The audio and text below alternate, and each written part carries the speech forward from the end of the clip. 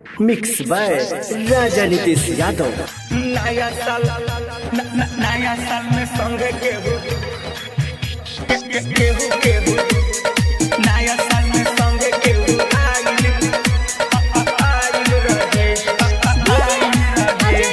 नया साल में संग केहू आइल रहे। करे चक्कर में परेशान रही रे, ओकरे पति बत ध्यान रही रे, ओकरे पति बत ध्यान रही रे, ओकरे चक्कर में परेशान रही रे, ओकरे पति बत ध्यान रही रे, ओकरे पलहरल बा हमर नजरिया, नाम पता नहीं मालूम रहे। अरे का कहे के चाहता रा बोला।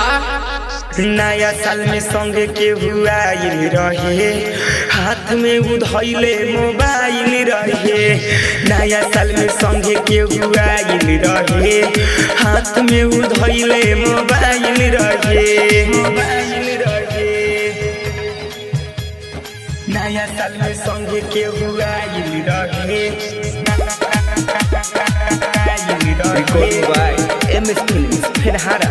हाथ में उधैले मोबाइल रहे, हाथ में उधैले मोबाइल रहे। नाही उ तो पूजवा रहे, नाही मुस्कानवा रहे, मारी इतर खूबे गामा कहावत रहे, चली रास्ता पर हमके निहारत रहे। ओकरे चक्कर में दिन रात देखती रही, मनवा ओकरे पर हमारो तो चलत रहे। नया साल में संगे केहू आइल रहे, हाथ में उधैले मोबाइल रहे। नया साल में संगे केहू आइल रहे, हाथ में उधैले मोबाइल रहे।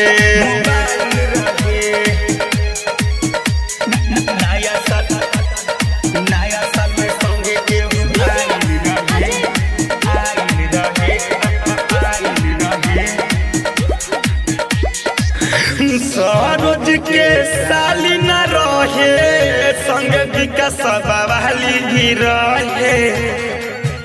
कुंदन राजा नीतीश से मिलावत रहे, तबे भी विशाल निहारत रहे। नया साल में पिकनिक मनावत रहे, वहाँ सामने तो संदेश रहे खरे। ओकरा चक्कर में नया साल में संगे केहू आइल रहे, हाथ में उधैले मोबाइल रहे। नया साल में संगे केहू आइल रहे, हाथ में उधैले मोबाइल रहे। अब का करबे, मालूम recording by MS films Phenhara.